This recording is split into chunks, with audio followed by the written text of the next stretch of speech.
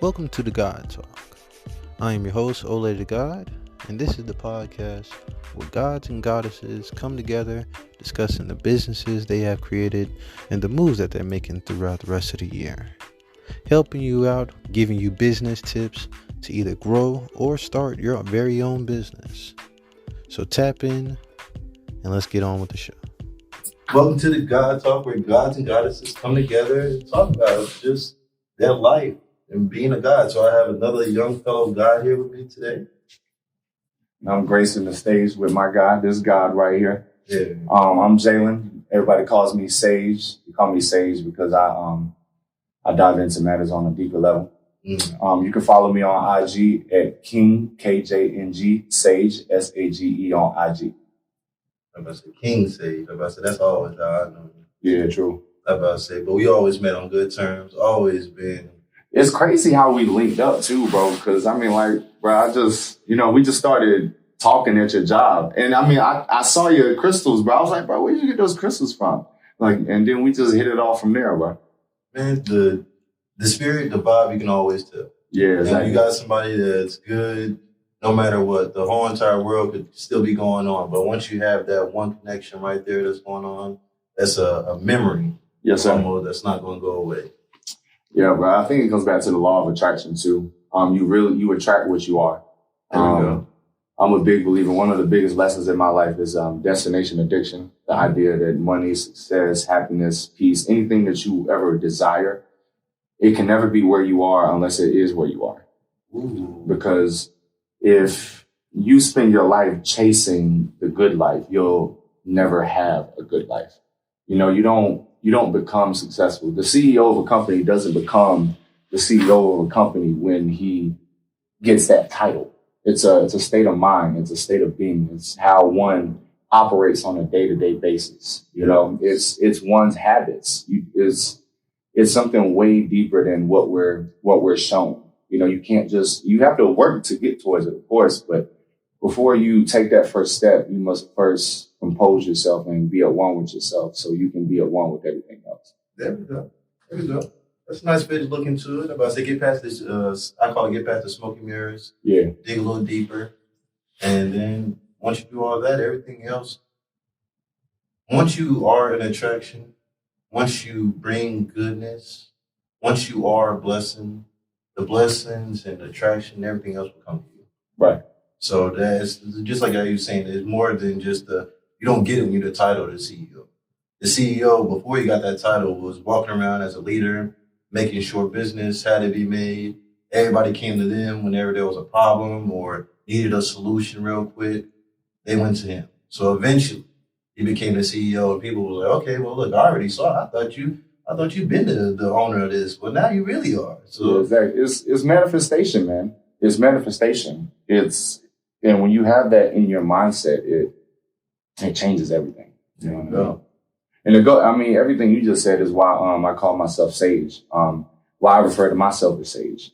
Because ever since I was a teenager and, you know, ever since I was a kid, I lived a very traumatic life and truthfully felt more misery than I felt happiness within my life. And ever since a kid, I used to look up to the sky and ask God, like, what is this? Like, why am I here? Am I here simply just to feel this misery and feel this pain and feel this sadness? And I've always been a truth seeker. And when I was 17, I remember I was about to become a man, and in my relationship to myself, I said, it's time to become a man. So what does a man look like? And the thing that just spoke to me, I didn't know was speaking to me at the time, but something told me, it said, you got to deal with your trauma, right? Yes. And through me ignorantly at that point in my life, I was really diving into my divine feminine.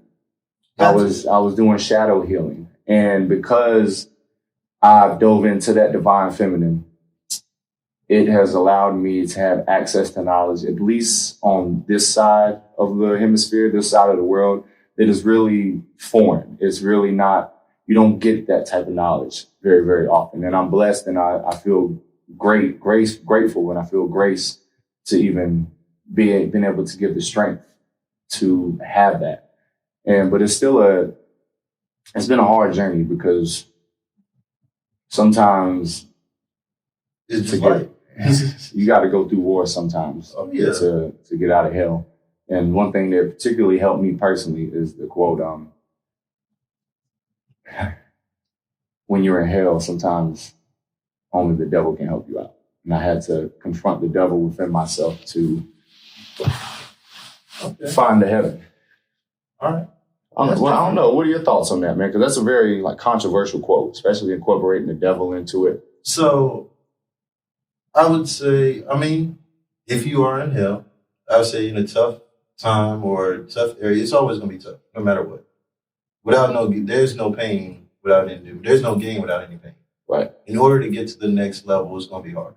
That's in video games, that's in life, that's at work, everything you do. In order to get to the next level, it's going to be a little bit harder. So in a sense, that's a different quote. I've never heard it, but in hell, sometimes you gotta talk to the devil as far as for help. And I would say, yeah, that makes sense, because in hell, going through a tough time, instead of running away from it and trying to be scared or fearful of the devil or what the main problem is, the trauma, I would say facing it head on. It could be, I think what it is we think of the devil, or we hear the word devil, and we automatically think like, okay, you did something even worse. Like you was in hell and you talked to the devil and that made it worse. No, not necessarily. You could have been in hell and talked to the devil, facing your problems head on, exactly what the obstacle was that was causing that trauma or whatever it was, facing it head on, dealing with it, killing it, slaying it, and moving on to the next level. I'm about to say that's really the only way you can do it. So that's a big part of healing, bro. See, the way that at this point in my evolution, this is my viewpoint on it. So I don't believe, for me personally, in my spirituality, in an eternal God or devil. I think those are metaphors and euphemisms for the God and devil inside us. Yes. Because we are the solution to every single problem or dilemma we can come up in our head. And if you think about it, what is a demon? A demon is a fallen angel. It's still an angel, but it's fallen. One thing that, we were just talking about Alan Watts. I got Alan Watts, The Wisdom and Insecurity. Definitely recommend reading this. And interesting solutions to humanity. Very interesting. But to get back to what I was saying, he for me, described demons and the devil as the one that's cast out, the one that is the unacknowledged one, the one that doesn't have any attention given to him because he did something so bad. He went against God, and that's unforgivable. But to me, when we do that to, metaphorically, the devil, you're humanizing the Bible. You're humanizing the story too much. Because what really is the problem with folks? The problem I found with Christians that I've come into contact, not all Christians, just ones I've come in contact with, they're too judgmental. Of course. And they judged the demon and the devils and said, you can no longer be here in the kingdom of heaven, not understanding that. And then they made an enemy out of him as if he's the complete anti-hero of God. But if God created everything, something I realized at a young age, he could snap his fingers and he could do away with the devil if he wanted to. Oh, yeah. But the devil is a part of the whole spectrum of existence. For A, you need Z. For light, you need darkness. For the moon, you need the sun. It all exists on the spectrum, and it all comes back to the relationship you have with yourself. So what demons do you have within yourself? What angels do you have within yourself? Praise the angels and make sure you understand them and know them, but also know the bullshit you come with. Where are you falling short? Are you a procrastinator? You have bad anxiety. You have trauma you have to deal with. Shadow healing. You have a bad temper. Okay, let's work on it. Let's don't judge it. Let's just see it for what it is, and not judge it on a totality level. Because when you just simply judge something, you bound what is naturally boundless, and life is naturally boundless. And though we experience life through a bounded piece of clay, our very essence is boundlessness. So we can't trap ourselves even more than we already are. There you go. I'm about to say, and that's why just say as far as your consciousness is Christ-like. I'm about to say there's a certain part of, I don't remember what the name of it inside your actual brain, but there's a certain part that has the first word as far as Christ. And that's what you say when you reach as far as a certain level into your mind. I know what you're talking about, bro. I don't remember the name either. I don't remember the name of the what you're talking part, about. But it's, once you reach that, that's what they say as far as Christ-like level. Right. And they're saying as far as doing anything that's of a lower vibration, doing something that you know that is putting you at a lower vibration, something that you know that's hurting you or harmful to you, something that you put into your body, that's putting you at a lower vibration, that's putting you down to the lower as far as the hell version or devil that's in you. Right. Getting the demon, that's the fallen part. Yeah. Once you do something as far as, all right, I know I haven't been smoking cigarettes in a year. I completely cut it off or something. Now I go back and smoke a cigarette. That's me falling to a lower level of myself. And I'm becoming the demon. But I was once an angel doing good, doing prosperous things. And now I took a step back, and it happens. I say sometimes we do slide back, but being aware of it, I feel like is the biggest thing, because you can catch yourself. You realize, okay, I'm about to stumble down. I'm about to fall. I feel myself about to fall. All right, I need to go ahead and catch myself. I don't want to be a demon. I don't want to be on that low level vibration. I want to be at the highest level I could be.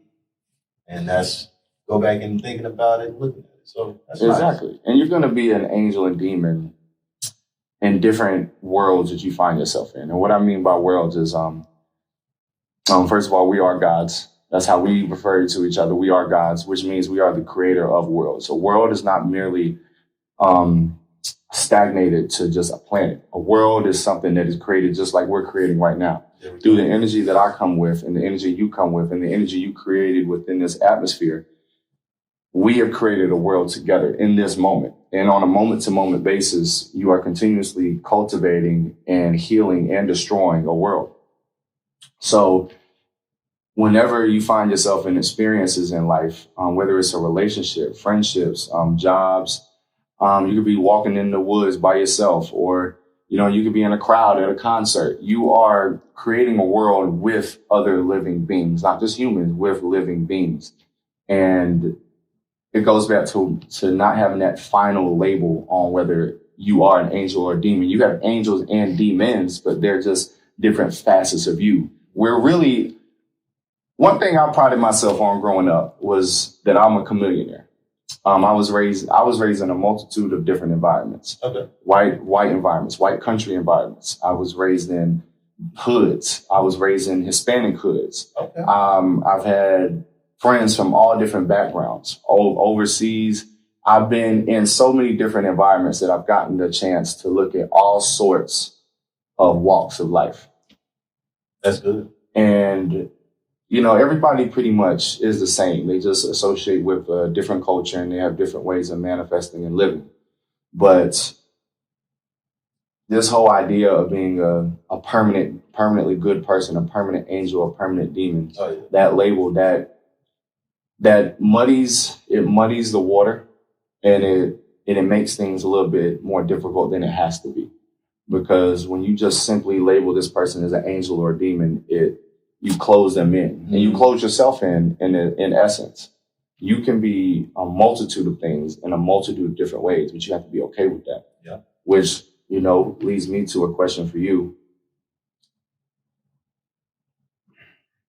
Well, I want your thoughts on this. Put it like this. I think that for me personally, in this part of my evolution, this point in my evolution, I think one of the biggest obstacles that we are facing is the imitation of virtue.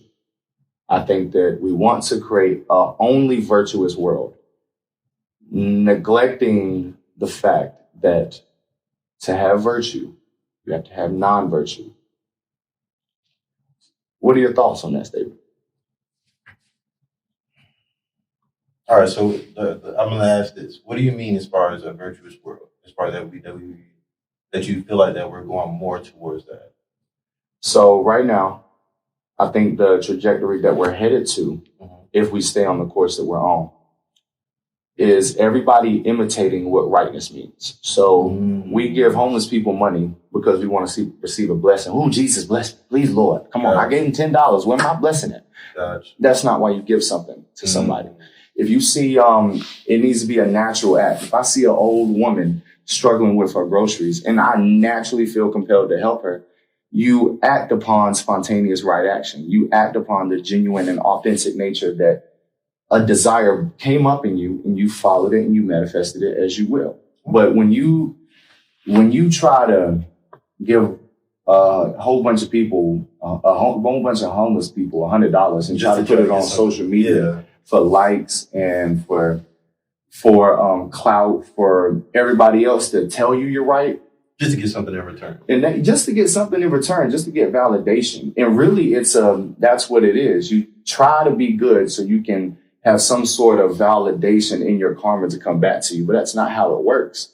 Because at the end of the day, this body knows what you're doing. This piece of clay knows what you're doing. So even if you are spewing out false truths, that false truth is just going to come back to you, which is where I believe a lot of confusion comes in.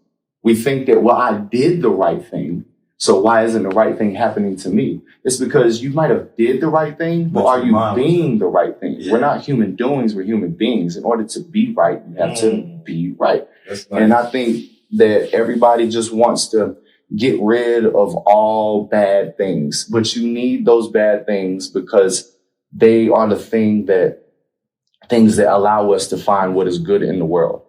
And I'll use this as an example, and I'll let you answer. I think that a healed version of us as Black folks is being okay with there are still going to be racists in this world. And the only way that you can allow that to have power over you is if you give it power over you on an internal level. Okay. Michael Jackson, it starts with the man in the mirror. There we go. I'm gonna go back to like you said, not human doings, we're human beings. And yes, in a way, this world is going into that state. I'm starting to see a lot of people, especially celebrities. Yeah, I'm starting to see a lot of celebrities. Oh, I'm getting rid of the fillers. I'm getting rid of this. I've changed my ways. There's a matrix. Y'all need to open up your eyes. I'm seeing a lot of celebrities just coming around, and I feel like that's just the trend that's going on right now. But and the same thing, I feel like it's the reason it's a trend is because you got people like Mr. Beast. Not to talk down on him because he's a great person, but I feel like because there's somebody like him that has the most watched person on YouTube, and all you see is them helping out, giving out money, and people are like, oh, okay, well, if I have a lot of money and if I give it out, if I do something that's beneficial to somebody else, then I'm going to have the same amount of views on YouTube, or I'm going to reach that same level of fame, which I say doesn't always happen that way. We have to, even though this world is going into that kind of path, I feel like there's a background of people that's still moving in a naturistic, holistic way. People that's, I'm not looking for anything out of this. I'm a blessed, good heart. I know myself. Like, I know, like me personally. I love that you said that, man. Like, I know me personally, I'm a blessing. I didn't look at myself as a blessing years ago. It took me to go through some bad to realize, like, I'm a blessing. To wake up, to be breathing is a blessing. And to be around people, why would I do anything as far as negative? That's going to come back to me. Then I'm going to be looked at as a negative person. And I always want to be looked at, okay, I can actually see nothing but love and goodness. And we all have our times. That's going to happen. That's going to be a given. That's just life. But to constantly be loved and to show love you'll just have nothing but love and blessings to you. And I feel like it's a small percentage of us out here, but the more and more we tap into it, the more and more we make it something trending, the more and more gods get together, goddesses get together. Like you said earlier, you tap into your feminine as far as I feel like all of us have to do that. That's where that balance comes in. Some of us are too masculine and we don't know how to deal with our feminine side. We don't know how to deal with the opposite as far as in ourselves and with the opposite person. And then as far as for some females have gotten so masculine to the point where they lost their feminine ways. Yeah. And I feel like you have to have that balance. That balance is where love comes in, the blessing comes in. And once you are a walking beam of love and blessing, everything you do, everything you say It's potent. is going to have some kind of value. Once you realize you have value, you are valuable. Kanye said this, I'd rather be useful than useless. He said people get the term used wrong. Oh, yeah, I know what you're talking about, yeah. I'd much rather be useful than useless. If I'm useless, then you're not even going to talk to me. We're not going to do anything like this. Nothing's going to go on. I'm going to just be chilling at the house. And that's not how I want to live my life. Right. I feel like I have something out here to actually bring value to a lot of people, help out a lot of people. I want to say wake people up, but that's something that people have to do on their own. Yeah, you can express your message, but you can't make the receiver receive that message. There we go. And I think that's really important, especially because I resonate with you on just being a being of love. Because, and this is just for me personally, I'm at the point where I don't make generalizations because I don't know most people. And most of the time when we make generalizations about people, it's mostly just within America. Yeah. But in terms of being a being of love, I resonate with what you're saying because I genuinely don't mean any ill will for anybody. I genuinely, I like people say like, okay, well, what is your desire? Like, what do you want? Whether it be me messing with a girl, whether it me be trying to go on a business venture, whether it's me being friends with somebody, whether me wanting to go get a job. Everything I do is simply because I desire to do it. And it's not deeper than that. Now, if somebody asks me a quote unquote, I guess you could say regular person, I'll give them a reason just by means of just conversation in society, because I know they're not going to understand what I'm saying. And that'd just be too much to explain on a day-to-day basis. But I genuinely I just want to live. Now, I'm a simple man. I'm an old man, dog. I'm 25 and I'm an old man. What do I do in my spare time? I sit on my porch and I just look at trees and I chill with my dog. I go on walks. I go on spirit walks. Is where I just go on long walks, during the day, early in the morning, at night. I just walk and I just look around, you know, I'm also a hustler. You know this, you know how much I work, bro. 40, 50 hour weeks. You know, I'm a hustler. You know what I mean? Just because I like the hustler mentality and I have certain people that I prioritize that mean a lot to me. Okay. But all right, well, let's get a little bit more into that one. I'm about to say, let me ask you a little bit more. So, I'm about to say, you explained as far as where this sage comes from. Mm-hmm. And I believe it actually sticks with you. Mm-hmm. Do you happen to use sage? Yes. Okay, absolutely. Good. I'm about to say, because I feel like, I don't know when exactly you tapped into that name, but I feel like you had a clearing of negative, or you faced everything head on. Cleared some of that negative and now into the positive, and that's basically what sage does. Yeah, I assimilate with my negative, and I change the perception of what negative is. Negative. I'm actually gonna put you on. There's this podcast called Know Thyself, and there was this guy up there. He was describing his enlightenment, and he was describing how you have the negative and the positive. The positive is the love, the loving beings that we are, the loving beings that we live through, right? The loving beings get taken advantage by the negative folks, not just negative people, the people that are power hungry and ego driven in the world. Like you can, to the highest manifestation, the top elites, the 1%, right? But we need to understand that the same energy that they're living through is also inside us. It's just that we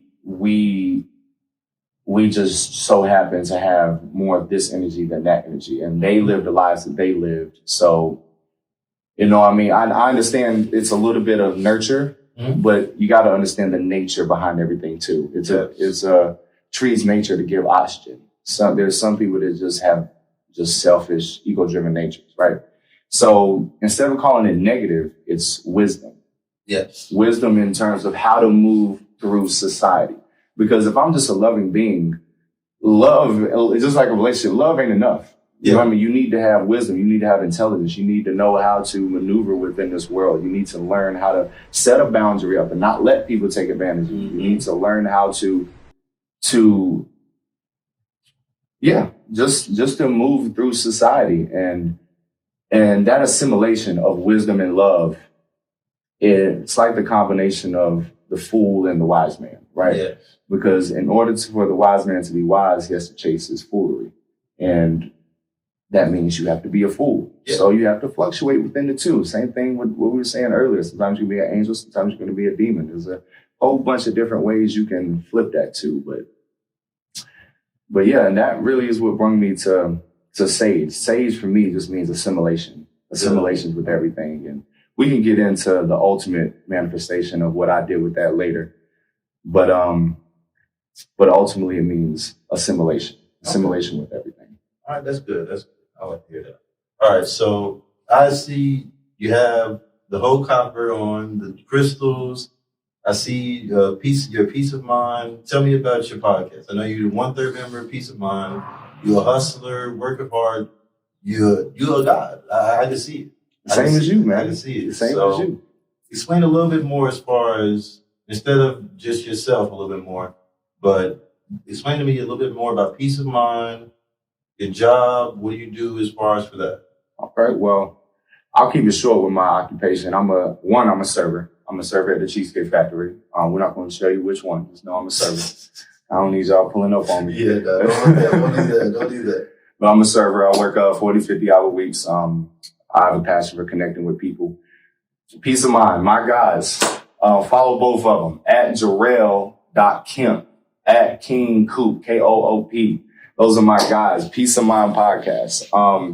Really, so my ultimate passion is having conversations like this. I love talking about life. I love exchanging life experiences. And I mean, really, ultimately, what we did with the podcast is just put a camera on us and just talk about what we normally talk about. Just now, we're just putting it out there and sharing it with everybody else. A peace of mind, it relates to peace, but it's more so like you're getting a piece of ourselves. This is a piece of our mind. You got 3 puzzle pieces right here. You got the green, the grounded, the earthly, the yellow, the chase. So it's sort of the mild temperament in chase of kingship. Then you got blue, where you look up at the sky and you take a bird's eye view and you look at everything for what it is, the good and the bad. And that accurately describes each and every one of us. We're going to put this in our upcoming season. Just everybody's going to know us by saying peace of mind, we get a peace of mind, right? So that's, I mean, we pretty much talk about the same thing we're talking about today, man. We always touch the surface, then we crack the surface, and we get to the crux of what the problem is. We talk about black on black crime, is college worth it? A 2022 year recap. We've had a Valentine's Day episode where we talk about heartbreaks, love, and what we learned from it. So redefining what it means to be a high value man, which is very important with this new Andrew Tate age. Illuminating all of us, which now I don't think everything he says is bullshit, but I definitely think not everything he says is right as well. Oh yeah, I got to take everything with a grain of rice. I say that with everybody. Yeah. This episode of the God Talk is sponsored by Musically Game.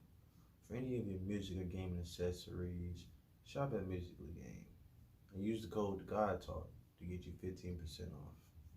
Back to the episode. So that's my podcast, man. That's what I do.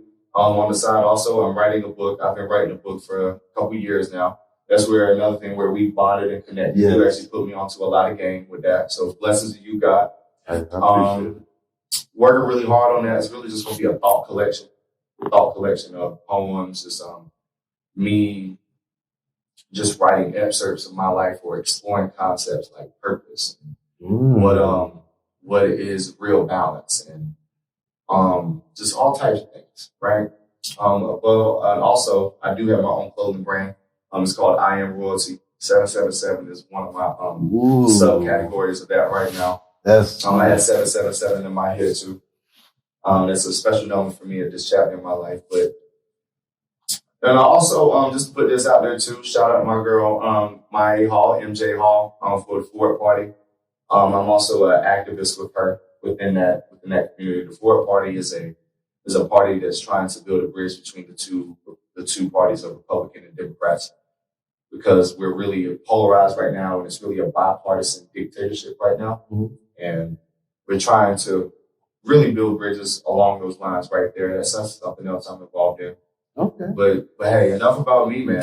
I mean, talk to me, man. You got the copper on, you got the musically game. Yeah, I had to be. Anytime I'm out and about, or anytime I'm getting on camera, I feel like I have to have. I want to be in my true self. I want to be in my true self. I want you to see me for me. Exactly. So I have my business. I don't have any more apparel, but we were talking about this earlier, because I'm about to say I noticed your apparel right away, and the colors you just broke down for each puzzle piece, that's different. I didn't even think about it like that. That is a excellent way to think about it, and that's nice. I like how you slid that under the rug right there. That's definitely something like just in the background. Like, yeah, just to let you know, it's not just a regular podcast. This ain't just a brain with puzzles. Yeah, this ain't just a picture that we came up with. This is some actual meaning. So everywhere I go, I always have musically game. Even my vans have musically game written on the side of it. So I'm always talking about my business. I usually have my business card on me. I'm in the works of making my book physical, because I already have my book, but it's only a digital copy right now. But I am on the works. Yes, as mindship equals peace. I'm about to say just changing your mind. I'm about to say peace of mind, changing your mind, changing the way you think. I would say the best way to explain it is making that change instead of running away from everything. So I feel like that's what a lot of people do in this world. Yeah. We run away from our problems. We chasing the bad. We're chasing happiness instead of facing everything head on. And I feel like that's, like you were explaining earlier, I feel like that's kind of what my book is. It makes you turn around, face your problems, answer the problems that you have, come up with a solution, go through your trauma, do the shadow work, do what you know needs to be done. Stop ignoring that voice in the head. Change everything. And once you do that, you'll never want to really go back. You'll change the way you think, you'll change the way you act, you'll change the way you eat, you'll change just your life. And I feel like that's the first step in order to be a higher, better version of yourself in that higher vibration. And there's no such thing as an eternal right or wrong, but there is an internal right or wrong. And I do believe that everybody, I'll say this is what I think. I ain't gonna say this is what I believe, or I believe to be true, but I'll say I think that everybody has an internal compass that lets them know before they do something. It's like, I don't want to do this, or I do want to do this, or I shouldn't do this, or I should. And it's different for everybody, because like for a thief, if I'm stealing to pay for my mom's bills, of course it's bad, but how bad is it? Yeah. You know what I'm saying? Well, versus if I'm just like hitting licks all over the place, that's obviously it's an imbalance. Yeah. Bad, but it's all internal, and tapping into that's where you reach that next level. I did want to ask you though, being a love, and you telling me what your book represents, what ignited that flame to your fire to want to share that message with other folks out in the world? So at first, I'll say it started with my family. I saw that I created my business.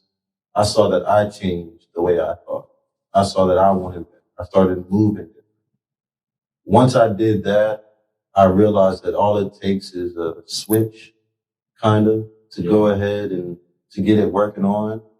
And I felt like I went through my switch I won't say in a bad way, but almost life-ending.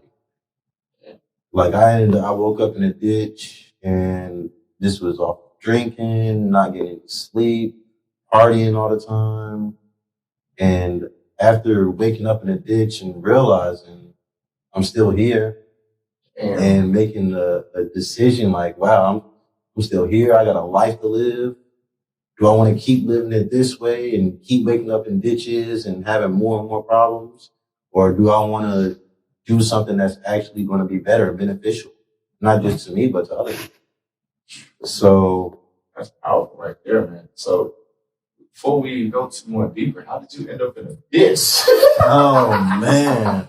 Because I used to party too. You know what I'm saying? I mean, when I say used to, I mean like this decision was made like a couple months ago to that party. You know what I'm saying? So like I know. It'd be like that. I ain't never ended up in no ditch, nigga. Oh, nah. Talk to him, God. It was horrible. So this is back when I was drinking every time I got off of work. Every time I got off work, I was drinking. Every other day, I would go out to my homeboys out by my old school. We would go to his house, drink, smoke, popping pills a little bit. I had the whole trifecta. I was doing it really big. Yeah. And I got my family we have a line of alcoholics. So alcoholism definitely runs in my family. And I felt like it was getting the best of me at that time. So one night, I think I was only off 3 hours. And because I partied the night before. And something was telling me like, yo, we're going to party again. This might be the last time. And I don't know why, but before I even started going into the activities and everything, something was telling me like, yo, this is going to be the last time that you do this. And I didn't know it was going to be so abruptly and like so violent in a kind of way, but started drinking. Next thing you know, blacked out. And something told me to get in my car, drop people off at home, go back home. I managed to drop some people off, I believe. And then next thing you know, I fell asleep at the wheel. Because I don't really remember all that. Oh, so you were in your car in the ditch. I thought you were like just you and your person. Oh, no. I was like, damn. That's bad. Dumped your ass out. That's bad. Oh, that's bad. Nah, I was on the south side of town, south side of Greensboro, and I just woke up to the cops knocking on my window. And I saw airbags deflated all across. I was good, but I was still so out of it. Like, it was kind of waking up in a smoky dream. Yeah. Like, the cops were hella nice. That's the one time that cops have actually been nice to me, I can say. Because they knocked on the window, and it could have went a lot different. As soon as I stepped out of my car, like, he opened up the window, and I think I just stepped out the car. And I did it kind of fast but slow at the same time, that it could have ended bad. Right. But he was like, you good? Are you able to get out? Are you able to walk? Can you explain to me what happened? Are you here? Are you like coherent on what's going on? And I was just like I'm here, but I'm still a little lost. Yeah. He was like, are you hurt? I'm like, no, I'm not hurt. And he was like, all right, do you need to like get anything else out of the car? I'm like, I have my phone in my car, and I have like I just bought a smartwatch. Didn't even get to use it. Ended up breaking in already. Crazy. But I was like, I got my smartwatch and I got my phone. I want to grab it. He's like, go ahead and grab it. And then he asked me, he was like, what happened? So I fell asleep behind the wheel. He was like, did you have anything to drink? Yeah, I did. He was like, all right, listen, just to be on it, make sure everybody's safe. He was like, I'm going to put you in the handcuffs, but the way I'm going to do it is I'm going to put it into the front. So you still have control. He was like, I'm going to ease up out of here because you can't go anywhere with this car right now. He's like, the car is done. It's done. And he was like, I can't really take you anywhere. He was like, because you're not really in any pain. He said everything's good.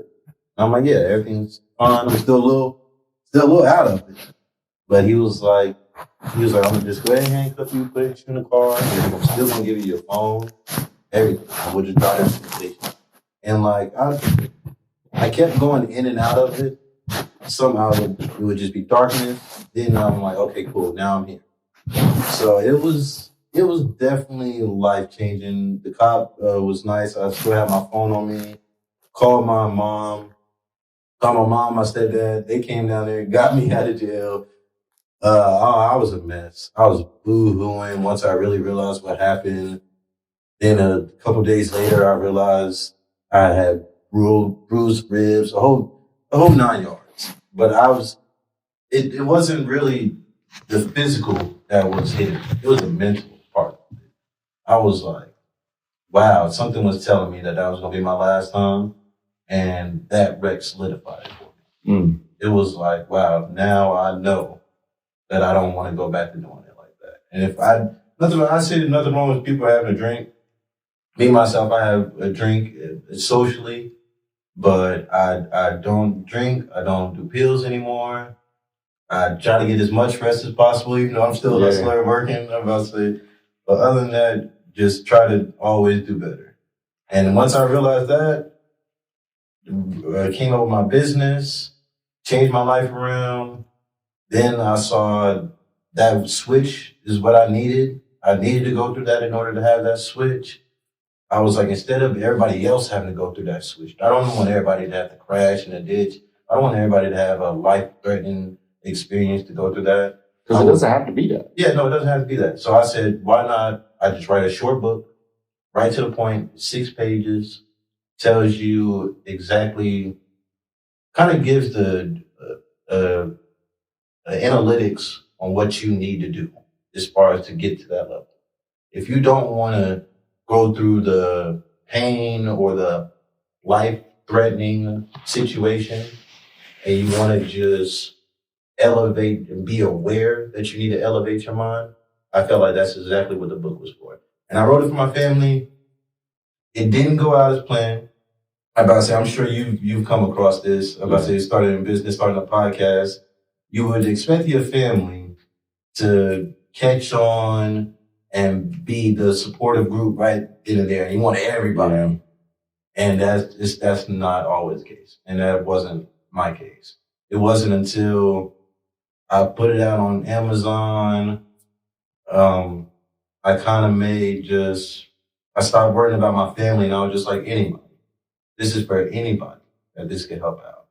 And then that's when 2 weeks later, after writing my book, 2 weeks later, Amazon, it was rated #1 for self-help short books on Amazon. And I was congratulations, motherfucking Kjng. That's dope shit. That's nice, man. It's just that. Just always changing your life for the better. I always want to be a higher, better version of myself. I'm constantly seeing it in my dreams and visions. So that's what I want to be. That's dope, man. That's dope. And that's a hell of a story, bro. And on one hand, I don't think you have to get to that point. But on another hand, I think sometimes it's necessary. It's necessary. For some people, it's definitely necessary. And I mean, and even if it doesn't happen like that for everybody, I think it'll be an equivalent on some type of level. You know? So thank you for sharing that with me, man. That's beautiful. And just to respond to what you said about your family, I personally know how bad that feels because, you know, when you come so far and you make it out of your hells, you naturally want other people to be out of theirs as well, especially the people that are closer to your heart. The tough lesson that I had to learn, though, is that I can't bring them out of their hell. I can tell them how I did it. I can preach let's not use the word preach. I can express how I chose to go about it, but I can't force it down their throat. Oh, yeah, no. You know, and if I force it down their throat, it'll be metaphorically or crusades. Yeah. You know, that's what's wrong with. I mean, those Christians were good folks. They just wanted to see everybody go to heaven, but when you are obsessed with everybody going to heaven and you shove it down their throat, you end up killing everybody else's chance because you're trying to force it down their throat. And I had to realize that with a lot of people close to me and my family, they're stuck in their mindset. They're stuck in their ways. Families, I'm really understanding that families really are tough. Oh, yeah. And everybody has a tough time with their family because I think a big part of growing up to be not only a man, just growing up and evolving as a being is unlearning the broken lessons that were taught to you by broken people themselves. Crazy traditions. Because I was actually talking to my homeboy about this the other day. A big part of our issue with our generation, Gen Zs and millennials, is that we have parents that are not leaders. Because we have parents and grandparents and great-grandparents and great-great-grandparents, because we don't have leaders, we don't know how to be leaders ourselves. And simultaneously, we don't know how to follow. Because in order to be a leader, you must know how to follow. Lecrae said this, the Christian rapper. He said, in order to be an authority, you must submit to an authority. That spoke to me because in our generation, we're so confused because we have so many ways of living. We have so many truths that's put in front of our face. But which one do we do? Which one do we choose? How do we know which one is right for us and as individuals? And because we don't know how to lead ourselves in life, we also don't know how to follow other people's examples, which is necessary at times. And that is one of the toughest battles I had to realize when it comes to family, because my two little sisters, and I'm not talking about them, but my two little sisters, Jasmine and Taylor, mean the absolute they mean everything to me. There is, like, I put myself first. Well, you know what? This actually contradicts what I was going to say. They're the only people that I would possibly put before me at this point in my life. Okay. But what I was going to say was I had to come to the conclusion. It's a continuous conclusion because I haven't reached it to its totality. It goes into the 7. 7 is the number of completion. I'm on my way to completing. Yes. Okay. I have to understand that I have to be okay with whatever they do. I can't give them my lessons. I can't shield them from pain. I can't make them see or feel what I feel, because in order for them to see or feel something similar in their own way to what I feel, they have to go through the trials and tribulations that life is going to throw at them. And the only thing I can do is just trust within the energy that I've poured into them and have faith that that's enough. Not believe, because belief is you wish something to be true. Yeah. Belief to wish to be true. I have faith that my energy was potent enough that it had a lasting impression on them. Yes. But I can't internalize it. And I think that, that feeling that I have really is, I imagine, a parental lesson, honestly, because I don't like to call myself like like the parent or something like that. Not even by any stretch of the imagination. But you know what I mean? I can't neglect my role, right? And, that's a tough lesson. That's a real tough lesson. It's a tough lesson. Joey Badass and 19 Keys. I just watched their that was a great fucking interview, bro. Great fucking. And Joey Badass mentioned this. He said when he was when he had a plant, the elephant plant, he was saying that the plant was so beautiful when it finally unrolled itself and the leaves bloomed. But the problem was, while they were growing, they would grow rolled up. And he said instead of watering it, putting it out in the sun, giving it the nurturing that it needed, he was trying to rush it and trying to unroll the plants. And he said he would be mad because 2 days later, the plants that he unrolled for its place would die. Yes, and that's the same thing as far as what we do with our family. Yes, bro. I did it with my cousins. I saw where they could be more beneficial, more at a higher level, a better version of themselves. And I'm like, okay, well, look, you need to cut this out. You don't need to do this no more. Right. And that's me forcing them, that's me trying to unroll them. And a lot of times when you do that, they're not ready for that. Yeah, you give an ant a ton of gold, it's going to crush the ant. And it's really that simple. That was really powerful for me. That one line, I'll say that one line says a lot. Because, it's already hard enough when you finally get that ton of gold on your back. And it's, we all struggle with it because it's a ton of gold. But you can't rush somebody's internal process. You know what I mean? You water them. You show them sunlight. You give them to the sunlight.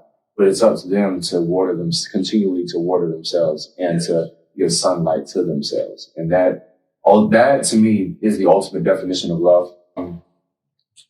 The ultimate definition of what love is not only unconditional love and just accepting everything as is, but it's also learning how to let go. You have to let those that you care about go. You can't hold on to them and try to like, no, do this. That's what our parents did. Yeah. And then they did it in a judgmental fashion instead of a assimilating fashion. Like they said, do this. This is what you're supposed to do. Now do this. You're not doing this right. You're supposed to save here and you're supposed to do that. Mm-hmm. What you're supposed to do is guide your children into society, into adulthood, into their evolution until they no longer need you. And you know when they no longer need you. Oh, yeah. And then that's when you trust them and you say, you got to go out there in the world and you got to do it. I can't do it for you. Yep. And that's hard. And I don't want to discount any parent out there. That is hard, but it's a lesson that must be learned. Yes. Because if you don't let go, you're just causing yourself anxiety, misery, and anger. Yes. And that is not, hate is a poison that only poisons yourself. It doesn't poison the person that you're trying to give it to. You know what I'm saying? And I'm not saying it's hate, but that's, for an extreme metaphor, that's exactly what it is. I like that. Family, man. That's nice. Damn, who would have thought we'd be talking about family, bro? Crazy. Hey, you never know how it goes. Yeah, man. You know. But you already explained everything. So you explained the 777 as far as for completion. You said completion, right? Yes, sir. That's actually something I realized in the last couple of days. I was watching a Lecrae interview, really interested in Lecrae, Christian rapper as of lately. And I was watching, I think it was Southside Rabbi. And he just briefly said, yeah, sevens, number of completion. I was like, it sure is. It sure is what it is. And then I realized, all in the same moment, I realized I am on my way to completing my 7. So I am completing my 7. It's like I scored a touchdown. I got the 6 points, but now it's time to get that extra point. Mm-hmm. So I'm in the process of kicking that extra point in the Super Bowl. We got 3 seconds left. It's now or never. They done called timeout. They already had me kind of push back a little because there was a point where I was in my 7th period, my 7th moment, and I took some steps back. Mm. But then, they started me and now I'm back up ready to kick that motherfucker straight through the motherfucking field goal. There we go. But the thing that birthed it is my interpretation of the 7th day of creation of the Bible. My interpretation of it ultimately is the reason that God rests on the 7th day is because he understood something fundamental to everybody. I believe Jesus Christ was somebody just like me and you, just like anybody in the world. He understood their true perfection is imperfection. Imperfection is perfection. You can never reach a perfect world. So instead of continuously to create a perfect world, what he did was he sat back and he enjoyed the world that was in front of him. So he enjoyed the world that he created. And that's where I'm at. I'm in a place where instead of I'm trying to get to that point, destination addictions. I'm trying to be a better person. I'm trying to rectify my wrongs. I'm trying to be a good person. I'm trying to be the best person for my family. I'm trying to be the man that everybody needs me to be. Instead, I'm assimilating into the intelligence that I've gathered, but I wasn't executing.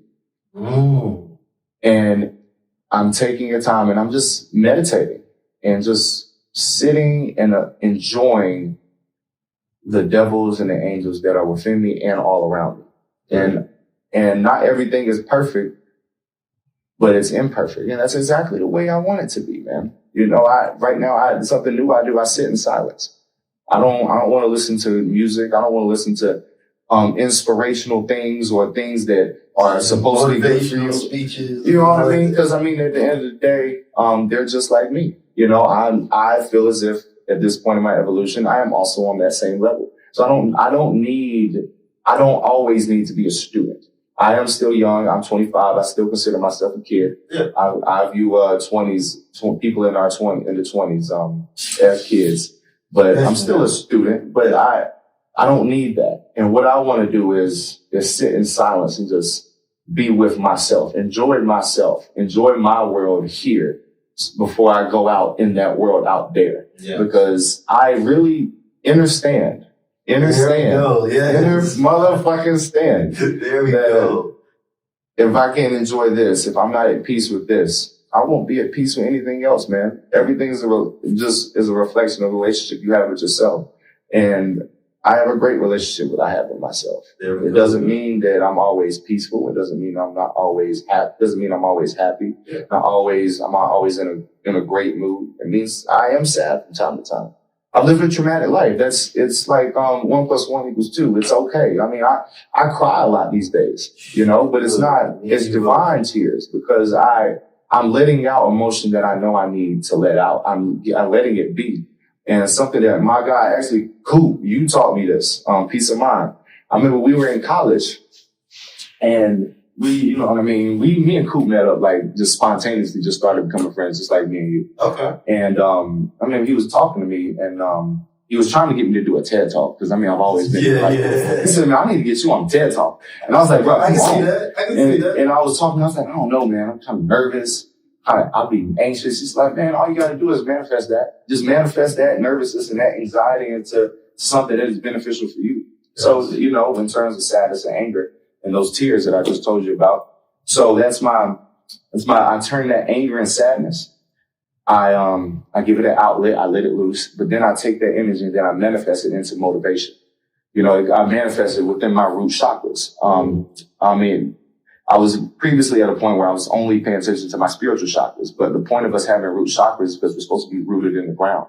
If the tree was just a tree that went outside in the ground and just sprouted air, it wouldn't have that air to sprout out if it wasn't rooted within the earth. So you have to root yourself within the life that you live. And that's where I take that sadness and that anger and that anxiety. I manifest it into something beneficial for me. Am I perfect at it? By no fucking means. I'm still working on it a lot. It's always going to be a word. Because, I got crazy anxiety, man. I got crazy anxiety, but, I'm proud to share this moment with you. It's like everything just is clicking. Even the conversation we were supposed to have is not happening because it just went completely left. But it doesn't mean we need to turn around and go right. It went exactly where it needed to go. You know what I mean? So just give you your flowers in the midst of this legendary moment, brother. I appreciate you asking me about everything I got going on, and I appreciate the stories you're sharing with me and sharing this experience with me, man. Oh, I appreciate you, man. It's nothing but love. All right, I appreciate everything you're doing. Absolutely. Again, thank you for tapping into the God Talk, and stay tuned for plenty more to come. Peace.